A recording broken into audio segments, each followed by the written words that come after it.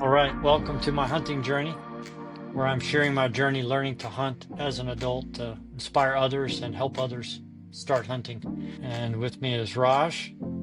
This is our second podcast, right, Raj? Yes, that is true, Todd. When we first started working together, I didn't picture us ever doing a podcast. Did you? Yeah, me too. I never thought that I Yeah, would do a podcast, particularly onto the hunting area. I told you yeah. my story earlier as well. Wanted to do hunting, did the hunter side and all, but again, that was so it's so surprising that after like 5, 6 years, I get into my passion. Yeah. Well, and it's interesting. I told you before that I've met several people from India who are interested in hunting. You're the first person I met who actually took steps, like you went and did the class, so that's cool. So I guess for today, what we'll do is talk about any steps you've taken since our first podcast to move along this journey. And then if it makes sense, I can share a little bit that I did. But why don't we start with you and what all have you been able to do since we last spoke? I told earlier that identifying the game is one of the critical things, being a novice hunter or a Yeah. very amateur hunter. So identifying the game is one thing that I'm doing a research on. Maybe I should pick a bird or any ground animal like rabbit or a squirrel or any other animal. That's what the thought process I have right now. If you are listening to this podcast and not watching the video, you may want to skip ahead to the 8-minute mark. The reason I included some video with this podcast is because my friend Raj needed to see some things on the screen so I could better communicate to him some ideas about maps and other things. If you don't have access to video at this time or you just don't want to see that part, feel free to skip ahead to the 8-minute mark. But for those of you who might be trying to start your own journey learning to hunt, I recommend you find a time where you can watch the video portion and you may pick up some good ideas there. Now, back to the podcast. I took a little bit of time and looked at the specific game and some of the locations that are in the Parks and Wildlife documents. So this is that small game and waterfowl. Yes, This is same. 2024. You will need to get the 2025 version when it comes out for the fall season. This is okay, I think, for planning, but make sure and get the newest one. So Mhm. what I did was come to this section here, small game and migratory birds. And I went there first because of the dates. And so we talked about that last time a little bit. I still think the dove would be a little bit challenging to start on. The shooting challenge is much higher.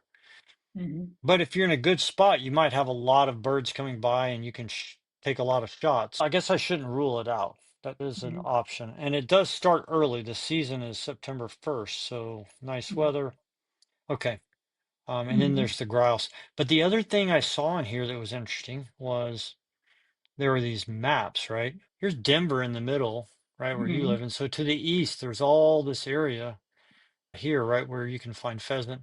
And then down to the southeast, there's quail. And Mhm. then the grouse is west into the mountains. Mhm. So this is pretty helpful for having some idea where you can go. And then there was all these others like the rabbit and Mhm. so forth. Any Mhm. questions or comments so far as you look at this? I have one question. So one is identifying the game, and it looks like we need to identify the location also. Oh, Yeah, you need to look at those together. this is much more bigger areas, is what I see.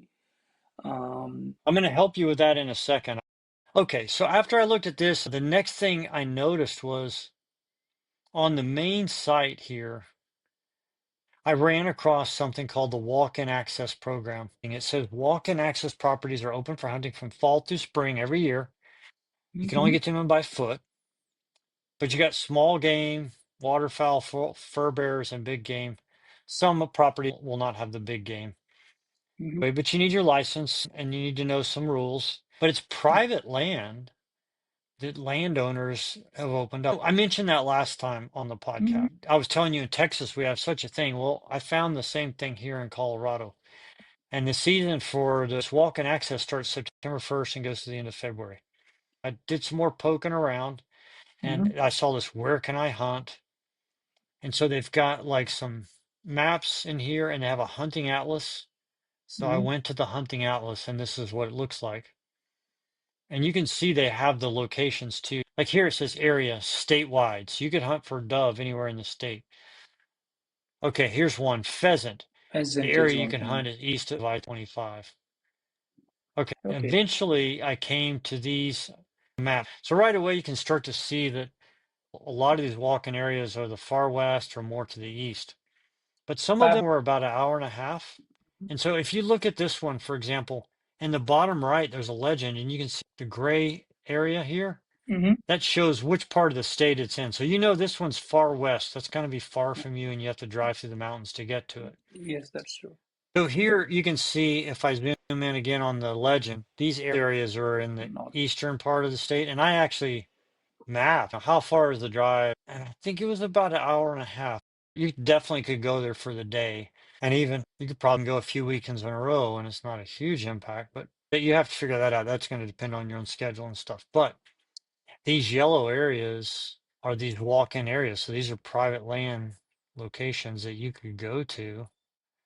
And if it's yellow, it means you can hunt small game or big game. And if it's white, then it's only small game.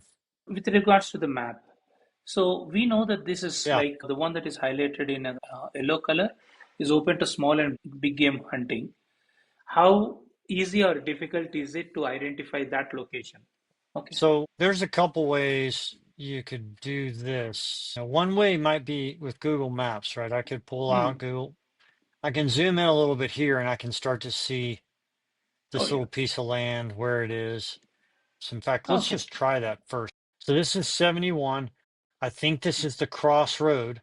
So this area right here that I'm zooming in on, I think this is one of those walk-in access areas. I think. Now, Hmm. how could I be more sure? There may be other ways to do this, but with OnX, that's the next step I'm going to show you. Now, do you recognize this? We were just Hmm. looking at this right a minute ago. Yeah. Yep. The difference is they've marked it on the map for us. You can see right on there, it says walk-in access. There's more research to do there, but it might be a place that you have to drive out there, and they're supposed to have signs up. So in the walk-in atlas, they talk about the signage. So Hmm. it'll say, this is the walk-in hunting area for small game hunting only. Or this one says closed. But once you're comfortable and confident, like, okay, I'm allowed to go in here. You got to remember it's private land. You just read all the rules and you follow the rules and you'll have no problems. So this is one way, right? And the first time I went, hunting with my daughter, I read stuff online about like, okay, where do you find squirrels? And they're like tall trees and near the river bottoms. And we went to the woods and we went to those areas and I didn't see any squirrels, but we walked all over the place and I learned a lot. And I went back and read some more. And then the nice thing with this app is as I zoom out, you're going to see these other walk-in access areas. The ones that catch my attention quite a bit are the ones that have water. So here I see a creek running through. It looks like it's dried up, so maybe it's only water in there part of the year. I got it. I got what we need to check. And that's to the east, right? One advantage to the east that I like is everything's laid out in kind of a grid. We are picking up east because west we have mountains. Is that the reason why we are picking up Yeah, east? well, two reasons that I was thinking of. One is the walk-in access program, Yep. and the other one is, yes, it's not the mountains. I don't think you should be just afraid of the mountains and never go that way, but they do bring some extra challenges. This might be an easier place to start. And it's not a real long drive. Like if you go into the mountains from Denver, you're fighting a lot of traffic and other people. If you go this Okay. way, probably not as many people driving out here, right? The other thing is in terms of safety, if you take a compass with you and if you walked in here and walked all around for a long time and you got confused, Mhm. you can just put your compass to north until you hit this road, right? And then you walk over. I would recommend taking a phone because with OnX, they have a mobile version, goes on my phone, and I use it to navigate. But I always take a compass, and it's good to learn how to use it because your phone can get broken, the battery Yes. can die. Uh, I love it. I love it. Using the compass is one thing that I have this question in my mind. Glad you brought that one part too. Because yeah, rather than relying mostly on technology, we should have the survival yeah, aspects as well. yeah. For Denver, it's easy because if you see the mountains, that's west. Yeah, and you might be able to see the mountains even from out here. I'm not sure, Hmm. but I bet you can. And yeah, if you Yes, saw them, you walk toward the mountains. That's west. You're right. And then you hit a that's road. west. There may be some options we could locate for you to get some basic navigation. REI used to have a class you could go take. I don't know if they do it anymore. There's clubs sometimes that teach navigation. So that might be a good thing to do to go get those basic skills without hunting, just learn how to navigate and be safe. The one thing with the walk and access is it's not available to you until September 1st to go I on the got it. property. You could drive around the outside, maybe use your binoculars, look at it a little, and get an idea like, oh, here's where I would park my car. But first thing is, Yeah, say for example, for me, I know once we have the research, now we know what is the game. And then from today's podcast, I understood how we can find the location for that. The yeah, third aspect is the yep, navigation wise, maybe I'll have to look for any classes that I have so that I can do with the navigation. Those are three takeaways that I yeah. see as part of today's class, which is very important for me. The other one that I wanted to tell is I bought this binoculars. I have this Vortex binoculars to use for hunting. That's one big item that I bought as part of hunting, and I'm very happy for it. That's cool. And that'll be handy, like we were just talking about there. When you go driving around some of those properties, you can do some looking. Hey, is that a deer over there? All right, so let's see. I think that's most of the stuff to talk about today. If you wanted to do scouting now and you wanted to get out and actually walk around, then I think you would have to look to the west. I'm not positive, but it seemed like the dusky grouse was west of I-25. So there's all those big game units. You could go into any of those. They're open all the time, right? And you could actually go scout for dusky grouse. You could read about grouse. What are their habits? Where do you find them? What do they sound like? When I was hunting dove, I read about their routine. In the morning, they go and get some water, maybe and some food, and then late morning they go and roost and rest, and then they might get a little water or food in the midday. But in the heat of the day, they're kind of settled down. But at the evening and the morning, they move around a lot, so that's the time to hunt.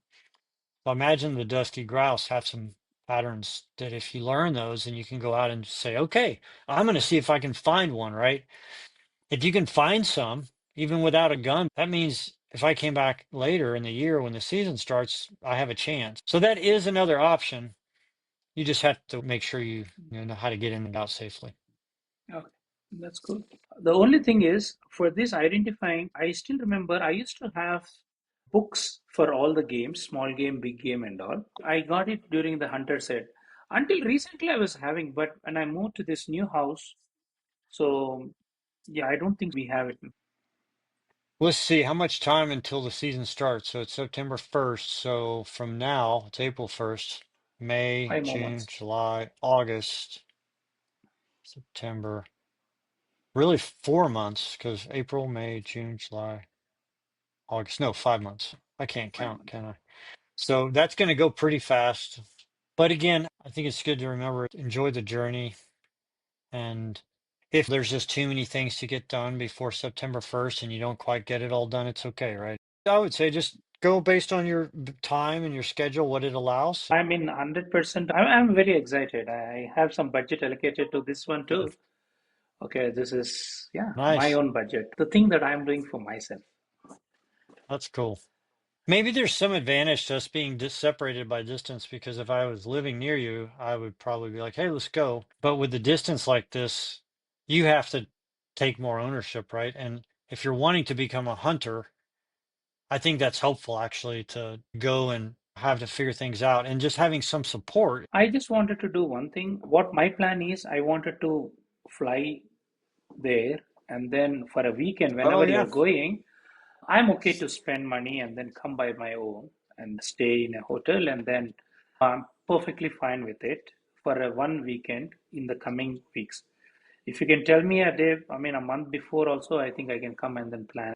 So when do you think would work for you? What time frame are you thinking? Any time frame is work. My Saturday, Sundays are like free. This No, I mean, are you thinking like in the spring? before fall, if I can observe things, what you are doing, then what I can do is by fall I'll be Yeah. ready. And Okay. Sunday, The challenging part there would be the time frame. So pretty soon we're going to be into the hot months, and that would be similar to torture. If we go hmm out, I do it. I actually go out, but I mean, it's going to be really uncomfortable. But in the springtime here, it's nicer, but it might be harder to find a weekend. Let me look at my calendar and I'll get back to you, and then you do the same. yeah, if you are comfortable. Well, this was a lot of fun, Rosh. It was good to catch up again. Thank you for listening to my hunting journey.